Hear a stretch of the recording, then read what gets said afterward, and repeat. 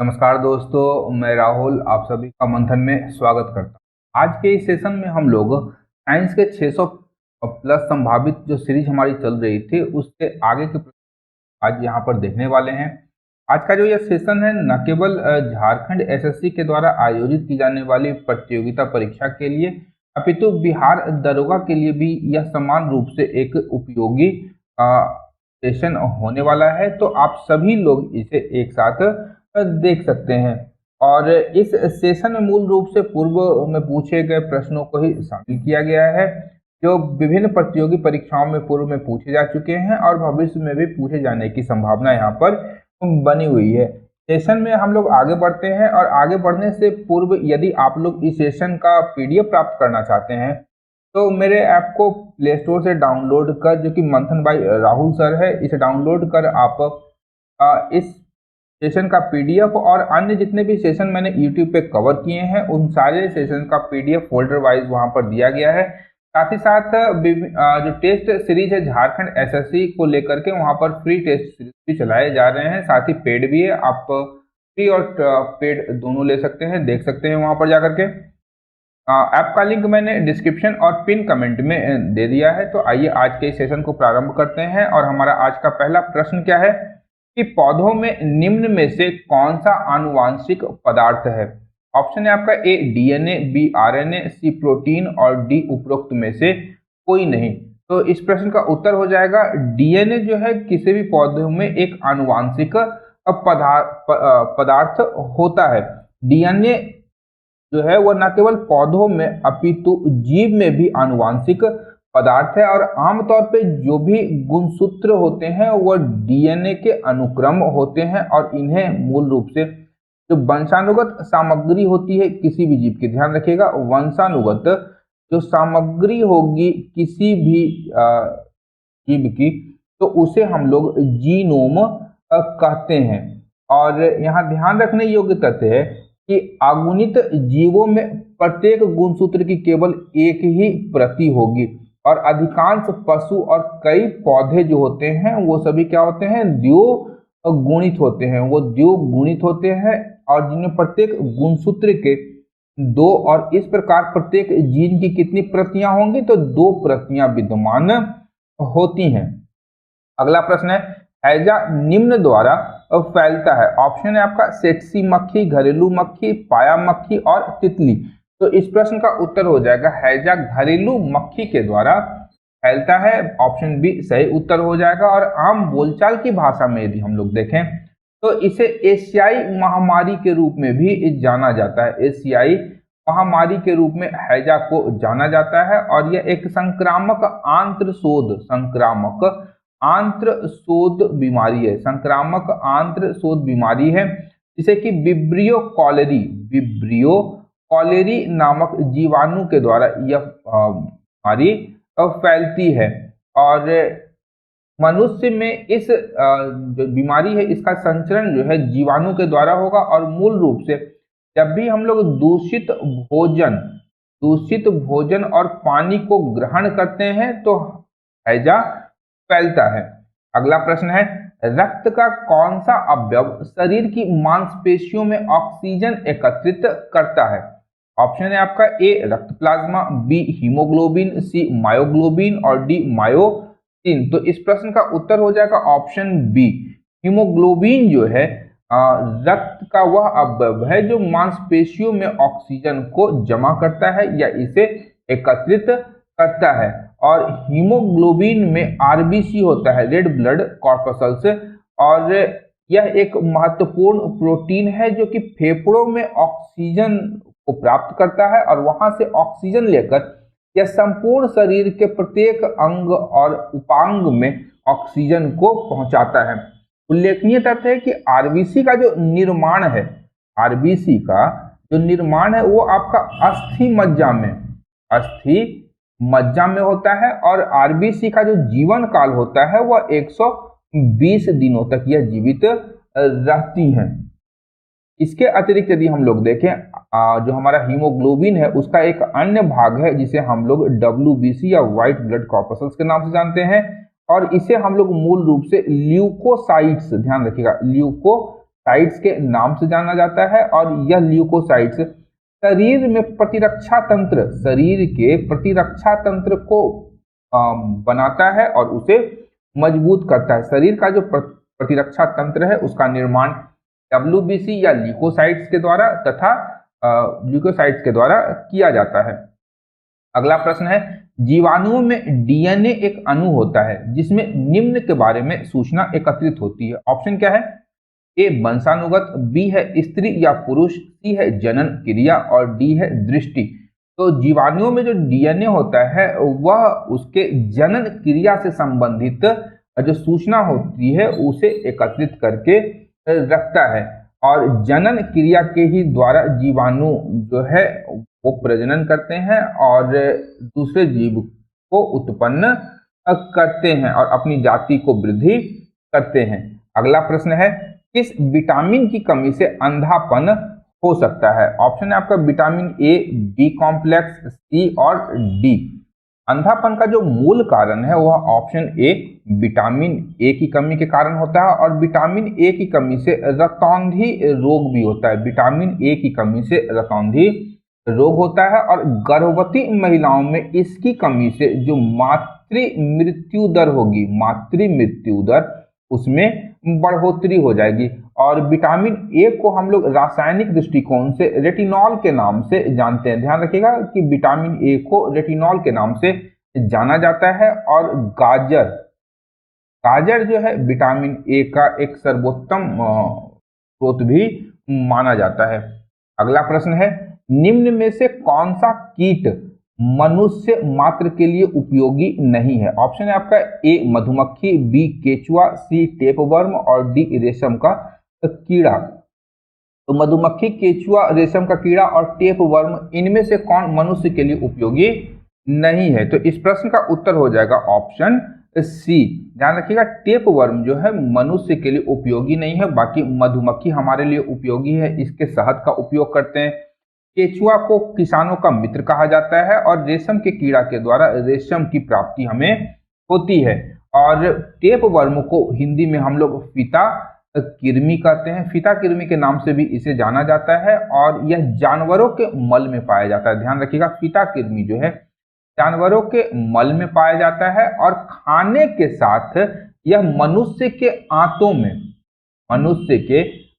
में भोजन के साथ प्रवेश करती है और रक्त में संचरण के माध्यम से यह मनुष्य के दिमाग में प्रवेश कर जाती है, जिससे होने वाले संक्रमण को टैनियसिस कहा जाता है। ध्यान रखिएगा इससे होने वाले फीता कृमि से होने वाले संक्रमण को क्या कहा जाता है? टैनियसिस कहा जाता है।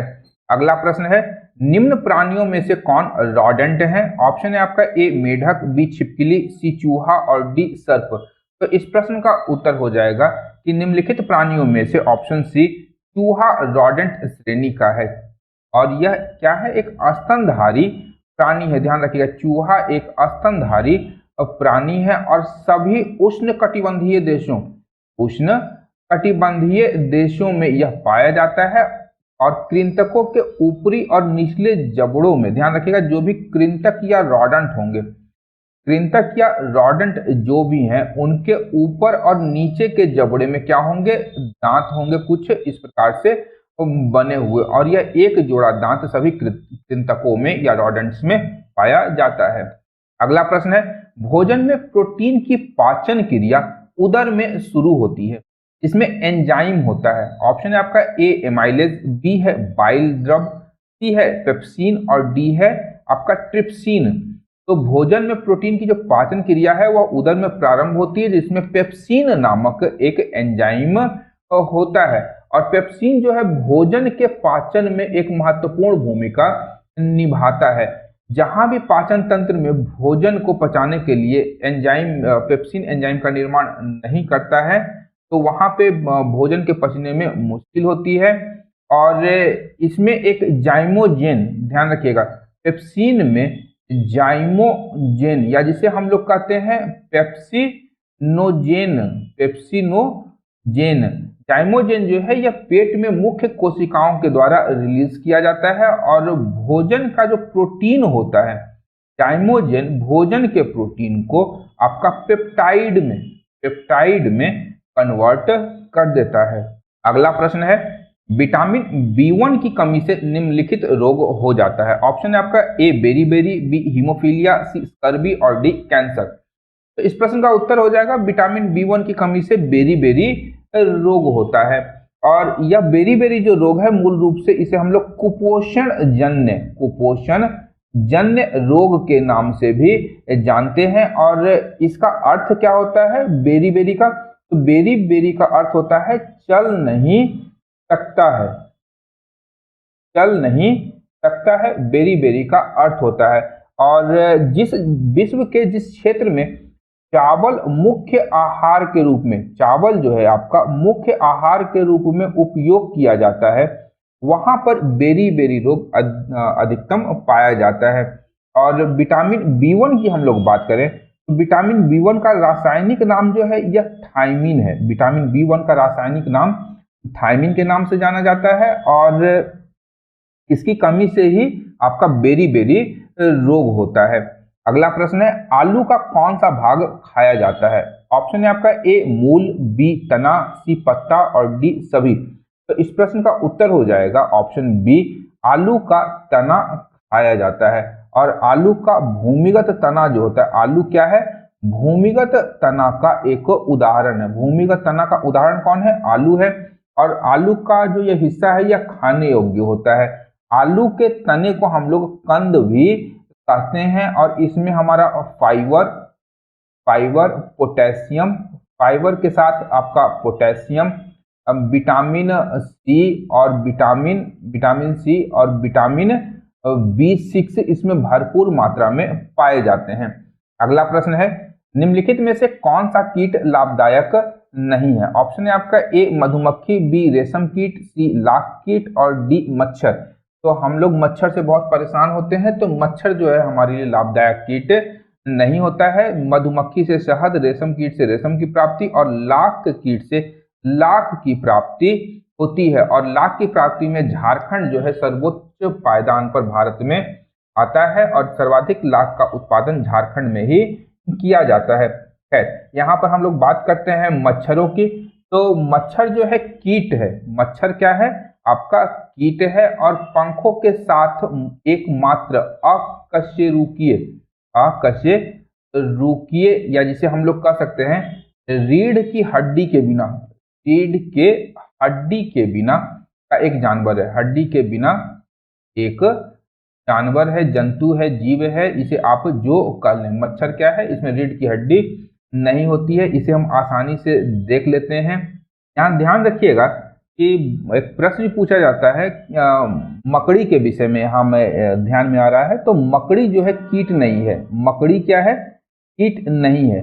मकड़ी कीट नहीं है। जबकि आपका मच्छर मक्खी खटमल ये सभी क्या है? इसके पंख होते हैं। और ये सभी क्या है? कीट की श्रेणी में आता है। मकड़ी कीट नहीं है। कीट जो है आपके कीट आपका ऑर्थोपोडा से संबंधित है। ऑर्थोपोडा वर्ग से संबंधित है। और कीटों का कोई आंतरिक कंकाल नहीं होता है। अगला प्रश्न है, कोशिका की अवधारणा किसने दी थी? ऑप्शन है आपका रॉबर्ट हुक, बी है चार्ल्स डार्विन, सी ग्रेगर मेंडल और डी स्लाइडेन और स्वान। तो इस प्रश्न का उत्तर हो जाएगा ऑप्शन ए, कोशिका की अवधारणा सर्वप्रथम रॉबर्ट हुक के द्वारा दी गई थी। इसलिए इन्हें कोशिका सिद्धांत का जनक भी कहा जाता है। और इनका मानना था कि जो भी जीव हैं वो किससे बने हुए हैं? कोशिका से बने हुए हैं। और जीवों की जो संरचनात्मक और क्रियात्मक इकाई है उसे इन्होंने कोशिका संरचनात्मक इकाई है। और कोशिकाएं जो होती हैं पूर्व में स्थित कोशिकाओं से ही उत्पन्न होती है। यानी एक कोशिका से दूसरी कोशिका का निर्माण होता है। अगला प्रश्न है, रक्त वर्गों की खोज किसने की है? ऑप्शन है आपका A Watson and Crick, B Khorana, C Landsteiner और डी मॉर्गन। इस प्रश्न का उत्तर हो जाएगा ऑप्शन सी, कार्ल लैंडस्टीनर। ध्यान रखिएगा, कार्ल लैंडस्टीनर ने 1900 और 1901 ईस्वी में 1900 और 1901 ईस्वी में आपका रक्त के वर्गों की खोज की थी। और इन्होंने इंसानी ब्लड में ए, ए बी और ओ रक्त समूह और इसमें मिलने वाले एक महत्वपूर्ण जो तत्व है वह RH फैक्टर, RH फैक्टर, इसकी खोज जो है यह आपका लैंडस्टीनर, कार्ल लैंडस्टीनर के द्वारा की गई थी। अगला प्रश्न है सूरजमुखी में कौन परजीवी है? ऑप्शन है आपका ए सूरजमुखी, बी लाइकन, सी कपास और डी आकाश बेल। तो यहाँ पर अगर हम लोग देखें तो निम्नलिखित में से कौन परजीवी है? तो आपका आकाश बेल जो है विभिन्न पौधों के लिए आपका क्या है, परजीवी है। इसे अमर बेल, स्थानीय स्तर पर इसे अमर बेल या अमर लत्ता के नाम से भी जाना जाता है। आप लोग देखे होंगे कहीं भी गांव वगैरह में या शहरों में एक पेड़ के ऊपर एक लत जो है चढ़ी रहती है, उसे ही हम लोग क्या कहते हैं, अमर बेल कहते हैं। और इसमें जमीन से जुड़ा हुआ कोई भी भाग नहीं होता है और जो भी भाग जुड़े होते हैं वह पेड़ पर भी होने के कारण इन्हें आकाश बेल या अमर बेल कहा जाता है। और यह जो पोषण है यह उस पेड़ से, मातृ पेड़ से ही प्राप्त करता है जिस पर यह निवास करता है। और यह जो है धीरे धीरे फलती फूलती रहती है, लेकिन जिस पेड़ के ऊपर यह रहती है वह पेड़ धीरे धीरे सूखकर खत्म हो जाता है और अंत में वह पेड़ समाप्त हो जाता है। अगला प्रश्न है जख्मों के शीघ्र भरने में सहायक होने वाले विटामिन का नाम क्या है? ऑप्शन है आपका ए विटामिन ए, विटामिन के, विटामिन सी और विटामिन ई।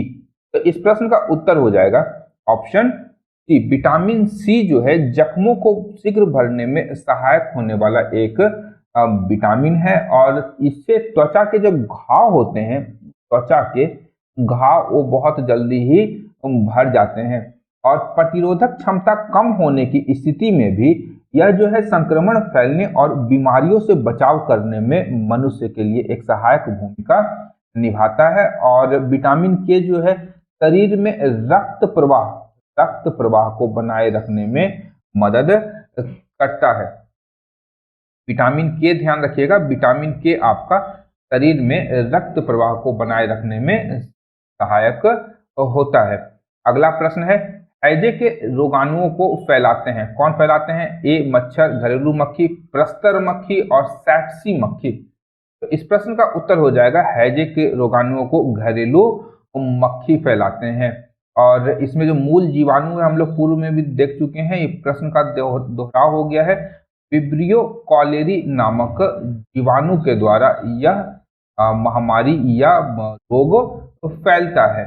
अगला प्रश्न है सुषुप्तावस्था में मनुष्य का रक्तचाप, ऑप्शन बढ़ जाता है, बी है गिर जाता है, सी है उतार चढ़ाव होता रहता है और डी है स्थायी रहता है। तो ऑप्शन है आप, और इसका उत्तर जो हो जाएगा आपका वह होगा कि सुषुप्तावस्था में मनुष्य का रक्तचाप जो है वह घट जाता है या गिर जाता है।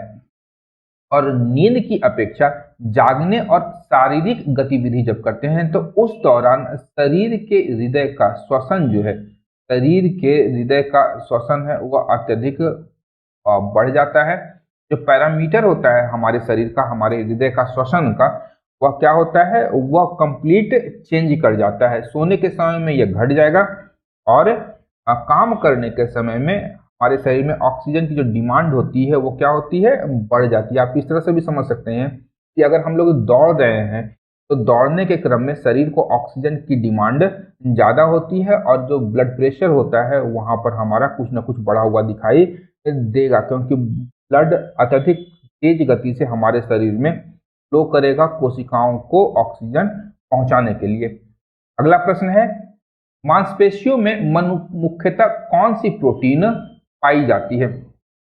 ऑप्शन है ए कीरेटिन, बी ग्लूटन, सी मायोसिन और डी इनमें से कोई नहीं। तो इस प्रश्न का उत्तर हो जाएगा जो मांसपेशियों में मुख्य रूप से प्रोटीन पाई जाती है वो आपका मायोसिन है, मायोसिन है। और संकुचनशील प्रोटीन है यह। मायोसिन क्या है? संकुचनशील प्रोटीन है जो कोशिका के आपका साइटोस्केलेटन के साथ साथ हृदय और कंकाल, हृदय एवं कंकाल की मांसपेशियों के सिकुड़ने वाले तंतुओं के फिसलने के लिए यह सुविधा प्रदान करती है। और मांसपेशियों के संकुचन एक्टिन और मायोसिन, ध्यान रखिएगा, मांसपेशियों के संकुचन के लिए एक्टिन और आपका मायोसिन जैसे प्रोटीन काम करते हैं, जिसके द्वारा ही जो हृदय की मांसपेशियां और कंकाल की मांसपेशियां होती हैं वो इन प्रोटीनों पर निर्भर करती हैं, जिसके कारण ही वह मांसपेशियां जो होंगी वह सिकुड़ती हैं। अगला प्रश्न है, एक लड़का अपने पिता से विरासत में कितने गुणसूत्र प्राप्त करता है? ऑप्शन है आपका 22 plus X, 22 plus Y, 22 plus X plus Y, 23 plus X. तो प्रश्न का उत्तर हो जाएगा option A 22 plus Y. 22 plus Y जो आपका गुणसूत्र है यह पुरुष से प्राप्त होता है। हम लोग को ध्यान रखना चाहिए कि हमारे जो शरीर में, मनुष्य का शरीर है, उसमें 23 जोड़ी गुणसूत्र होती है और पुरुषों की जो 23वीं जोड़ी होती है वह एक्स और वाई के रूप में होती है और महिलाओं की जो 23वीं जोड़ी होगी वह एक्स और एक्स होती है। ये ध्यान रखिएगा। तो एक्स और एक्स जो होगा ये आपका महिला हो गया और वाई जो होगा हमेशा पुरुष से ही उसका बेटा प्राप्त करेगा। अगला प्रश्न है, मानव शरीर में कौन सी ग्रंथि स्वामी ग्रंथि कहलाती है? ऑप्शन है आपका ए थायराइड, बी एड्रिनल, सी पैंक्रियाज और डी पीयूष ग्रंथि। तो इस प्रश्न का उत्तर हो जाएगा आपका ऑप्शन डी, पीयूष ग्रंथि को हम लोग स्वामी ग्रंथि या मास्टर ग्रंथि के नाम से भी जानते हैं। और शरीर में जितनी भी ग्रंथियां हैं कहीं ना कहीं सभी का नियंत्रण जो है पीयूष ग्रंथि के माध्यम से ही होता है और इसे हम लोग पिट्यूटरी ग्लैंड के नाम से भी जानते हैं। और इसके द्वारा ही ऑक्सीटोसिन आपका एडीएच या इसे हम लोग बेसोप्रोसिन हार्मोन आदि कहते हैं, कोलेस्ट्रॉन हार्मोन है, वृद्धि हार्मोन है, सभी का स्रावन जो है मूल रूप से पिट्यूटरी ग्लैंड के द्वारा ही किया जाता है। और पीयूष ग्रंथि जो है मानव के कपाल में एक हड्डी होती है, स्फेनॉइड हड्डी होती है। इसमें यह एक गड्ढे में स्थित होती है जिसे हम लोग सेल टर्सिका के नाम से जानते हैं। स्फेनॉइड हड्डी के गड्ढे में स्थित पिट्यूटरी ग्लैंड होती है और इस गड्ढे को हम लोग सेल टर्सिका के नाम से जानते हैं। ध्यान रखिएगा, सेल टर्सिका के नाम से इस गड्ढे को जानते हैं और इस ग्रंथि का जो भार है लगभग 0.6 ग्राम होता है। अगला प्रश्न है, निम्नलिखित में से कौन प्रोटीन का समृद्धतम स्रोत है? ऑप्शन है आपका ए सोयाबीन, बी गेहूं, सी ताजा दूध और डी मूंगफली। प्रश्न का उत्तर हो जाएगा सोयाबीन जो है प्रोटीन का सबसे समृद्ध स्रोत है और सोयाबीन का जो वैज्ञानिक नाम है वह है आपका ग्लाइसिन मैक्स सोयाबीन का वैज्ञानिक नाम है। और आम रूप से इसे शाकाहारियों का मांस भी कहा जाता है। ध्यान रखिएगा, शाकाहारियों का मांस भी कहा जाता है। और वर्तमान समय में सोशल मीडिया को थोड़ा सा खंगालने का आप लोग प्रयास कीजिएगा तो नॉनवेज चिकन भी प्राप्त हो रहा है वर्तमान समय में। और ये जो नॉनवेज चिकन है यह इसी सोयाबीन से बनाया जाता है। इसमें हाई प्रोटीन होता है और यह जो स्वास्थ्य के लिए है यह अत्यंत ही बहुपयोगी खाद्य पदार्थ है। हम लोग सामान्यतः इसे घर में भी प्रयोग करते हैं। इसका महत्वपूर्ण उदाहरण है आपका न्यूट्रीला। ध्यान रखिएगा, न्यूट्रीला का जो सोयाबीन का पैकेट आता है उसे 10 रुपये में आता है, हम लोग ला करके उसे बना लेते हैं। ध्यान रखिएगा, सोयाबीन जो है आपका प्रोटीन का सबसे समृद्ध स्रोत में माना जाता है। अगला प्रश्न है, इनमें से किसमें कार्बोहाइड्रेट नहीं होते हैं? ऑप्शन है आपका ए आलू, बी मक्का, सी केला और डी मटर। तो इस प्रश्न का उत्तर हो जाएगा ऑप्शन डी, मटर में आपका कार्बोहाइड्रेट नहीं होता है। जबकि आलू, मक्का और केला कार्बोहाइड्रेट के सबसे प्रबल स्रोत हैं।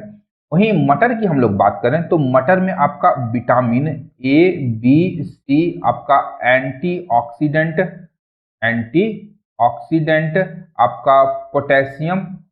आपका पोटेशियम जैसे जो खनिज लवण है और विटामिन है वह इसमें पाए जाते हैं। और मटर में आपका फाइबर जो होता है, फाइबर के गुणों की भी भरपूर मात्रा होती है। मटर में कैलोरी नहीं होता है, ध्यान रखिएगा, कैलोरी लगभग कैलोरी लगभग नगण्य हो जाता है इसमें। और प्रोटीन आपका आयरन और फॉलेट, प्रोटीन आयरन और फॉलेट की मात्रा इसमें अत्यधिक पाई जाती है, इसलिए मटर को आपका पूर्ण आहार भी माना जाता है। अगला प्रश्न है, कोशिका का कौन सा भाग श्वास लेने में सहायक है? ऑप्शन है आपका ए केंद्रक, बी कोशिका भित्ति, सी माइटोकॉन्ड्रिया और डी गोल्जी बॉडी। तो इस प्रश्न का उत्तर हो जाएगा कि कोशिका का कौन सा भाग श्वास लेने में सहायक है। तो माइटोकॉन्ड्रिया जो है यह क्या है, श्वास लेने में सहायक होता है और इसे हम लोग पावर हाउस, ध्यान रखिएगा, पावर हाउस, कोशिका का पावर हाउस भी कहा जाता है। माइटोकॉन्ड्रिया में अनॉक्सी श्वसन के दौरान जो ऊर्जा निकलती है वह adenosine triphosphate ATP, adenosine triphosphate के रूप में संचित रहती है। और अगला प्रश्न है, प्रकाश संश्लेषण के दौरान कौन सी गैस निकलती है? ऑप्शन है आपका ए कार्बन डाइऑक्साइड, बी नाइट्रोजन, सी ऑक्सीजन और डी हाइड्रोजन। इस प्रश्न का उत्तर हो जाएगा प्रकाश संश्लेषण के दौरान ऑक्सीजन की गैस निकलती है। और प्रकाश संश्लेषण में होता क्या है, तो कार्बन डाइऑक्साइड गैस जो है और जल यहाँ पर प्रतिक्रिया करता है और ये कार्बोहाइड्रेट का निर्माण करते हैं, कार्बोहाइड्रेट का क्या करते हैं, निर्माण करते हैं। और इस निर्माण के परिणाम स्वरूप ऑक्सीजन गैस जो है वो रिलीज हो जाती है। और प्रकाश संश्लेषण में ही कार्बन डाइऑक्साइड जो है ऑक्सीजन में टूट जाती है, जिसके कारण यह ऑक्सीजन गैस यहाँ पर रिलीज हो पाती है। और इसमें आपका क्लोरोफिल, ध्यान रखिएगा, क्लोरोफिल एक महत्वपूर्ण भूमिका निभाता है। यहीं पर आपका पत्तियां जो हैं सूर्य के प्रकाश में कार्बोहाइड्रेट का निर्माण करती है। अगला प्रश्न है, डीएनए की इकाइयों को कहते हैं? ऑप्शन है आपका ए ग्लूकोसाइड, बी डीऑक्सीराइबोज, सी है न्यूक्लियोटाइड्स और डी है पेप्टाइड। इस प्रश्न का उत्तर हो जाएगा डीएनए की इकाइयों को हम लोग न्यूक्लियोटाइड्स कहते हैं। और न्यूक्लियोटाइड जो है ये आपका न्यूक्लिक अम्ल की बुनियादी संरचना है। न्यूक्लिक अम्ल की बुनियादी संरचना कौन है, तो न्यूक्लियोटाइड। और इनका जो निर्माण है ये मूल रूप से आपका न्यूक्लियोसाइड और एक फॉस्फेट समूह के साथ, फॉस्फेट समूह से मिलकर के न्यूक्लियोटाइड्स का निर्माण होता है और यह कार्बनिक यौगिक है।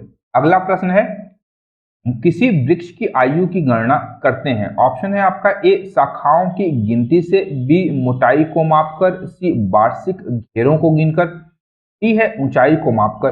तो इस प्रश्न का उत्तर हो जाएगा ऑप्शन सी, किसी भी वृक्ष की आयु की जो हम लोग गणना करते हैं वह वार्षिक घेरों या वलयों को गिन करके उसकी गणना की जाती है।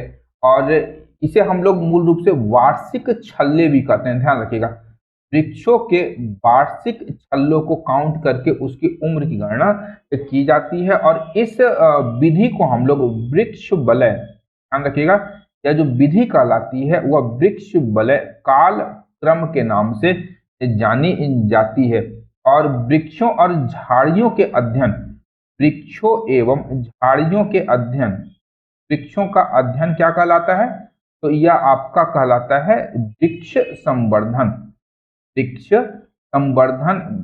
संवर्धन कहलाता है वृक्षों का अध्ययन या झाड़ियों का अध्ययन। अगला प्रश्न है, डेंगू ज्वर निम्न द्वारा फैलता है? ऑप्शन है आपका ए एडिस मच्छर, बी क्यूलेक्स मच्छर, सी घरेलू मक्खी और डी एनाफिलीज मच्छर। इस प्रश्न का उत्तर हो जाएगा डेंगू ज्वर एडिस मच्छर के काटने से फैलता है। और मुख्य रूप से एडिस एजिप्टी मच्छर के काटने से ही डेंगू ज्वर फैलता है। और मूल रूप से वर्षा ऋतु में इस प्रकार की बीमारियां भारत में देखी जाती है और दिल्ली डेंगू के लिए कुख्यात है। और हाल ही में आप देखे होंगे कि संपूर्ण भारत में लगभग डेंगू के मरीज वर्तमान समय तक प्राप्त हो रहे हैं। अगला प्रश्न है, नर तथा मादा किस फूल में अलग से बढ़ते हैं? ऑप्शन है आपका ए मटर, बी खीरा, सी सरसों और डी हैबिसन। तो इस प्रश्न का उत्तर हो जाएगा ऑप्शन बी, खीरा एक ऐसा फसल है जिसमें नर और मादा जो फूल होते हैं वो अलग अलग होते हैं। ध्यान रखिएगा, ये अगर फूल है तो यहाँ पर विभिन्न सारे जो पौधे होंगे उभयलिंगी पौधे, इसमें आपका स्त्री और पुंकेसर और स्त्री केसर दोनों होगा उभयलिंगी पौधों में। लेकिन खीरा की बात करें, खीरा क्या है, एक लिंगी फसल है। इसमें दो अलग अलग फूल होते हैं, जिसमें एक में स्त्री केसर होगा और दूसरे में पुंकेसर होगा। तो ये अलग अलग आपका लिंग वाले फूल होते हैं, जिसके कारण हम लोग कभी कभी देखते हैं कि खीरा का जो पौधा है, जो उसका सब जो आपका जो झाड़ी है वो फैल जाती है, परंतु उसमें एक भी फल नहीं लगता है। वह या तो नर फूल ही दे रहा है या मादा फूल ही दे रहा है, जिसके कारण वहां पर जनन क्रिया संपन्न नहीं हो पा रही है और खीरा में फल नहीं लग पा रहे हैं। और जब दोनों स्त्री केसर और पुंकेसर फूल जब खिलेंगे खीरा में, तभी वहां पर फल लगने प्रारंभ होते हैं। इसलिए खीरा क्या है, एक लिंगी फूल वाला पौधा है। अगला प्रश्न है, आलू का कायिक संवर्धन किससे होता है? ऑप्शन है आपका ए जड़ से, बी पत्ते से, सी बीज से और डी तने से। तो इस प्रश्न का उत्तर हो जाएगा, आलू का जो कायिक प्रवर्धन होता है वह ऑप्शन डी तने से होता है। और तने द्वारा जो प्राकृतिक कायिक प्रवर्धन होता है उसके द्वारा ही कुछ पादप जो हैं वो प्रजनित होते हैं। और हम लोग देख चुके हैं पूर्व में भी कि आलू का जो खाने योग्य भाग होता है वह भूमिगत तना का उदाहरण है। भूमिगत तना का क्या है, उदाहरण है। कौन? तो आलू के खाने योग्य भाग का। और आलू जो है मूल रूप से fibre, potassium, vitamin C, vitamin B आदि से भरपूर होते हैं। अगला प्रश्न है, निम्न में से कौन सा पौधा कीट खाता है? ऑप्शन है आपका ए धान, बी मटर, सी अमरबेल और डी पिचर प्लांट। तो इस प्रश्न का उत्तर हो जाएगा पिचर प्लांट जो है यह कीट भक्षी पौधा के रूप में भी जाना जाता है। और यह जो पौधा है असम के गारो और खासी पहाड़ियों में यह प्रमुखता के साथ पाया जाता है। और इस पत्तियों के जो सिर पर होता है एक सुराही जैसा आवरण होता है, और इस आवरण में ही क्या होते हैं, जो कीट होते हैं, कीट पतंगे आकर के फंस जाते हैं और यह जो अपना ऊपरी आवरण है उसे बंद कर लेता है, जिसके कारण कीट जो होते हैं उसमें मर जाते हैं और यह पौधा उस कीट को खा जाता है। वस्तुतः यह पौधा जो है उन कीटों के माध्यम से नाइट्रोजन की कमी को पूरा करता है। जो भी नाइट्रोजन की आवश्यकता है पिचर प्लांट को, वह इन कीटों के द्वारा ही पूर्ति की जाती है। तो आज का जीएस एमसीक्यू टेस्ट सीरीज यहीं पर समाप्त होता है। आशा करता हूं कि आज के सेशन से भी आप लोगों को उपयोगी जानकारी प्राप्त हुई होगी। यदि सेशन से लाभ प्राप्त हो रहा है तो इस सेशन को अपने ग्रुप्स और मित्रों के साथ शेयर करने के अतिरिक्त लाइक और सब्सक्राइब करना बिल्कुल भी ना भूलें। अंत तक देखने के लिए धन्यवाद। देखते रहिए मंथन, क्योंकि मैं इस प्रकार के वीडियोस लाता रहता हूँ। Thank you.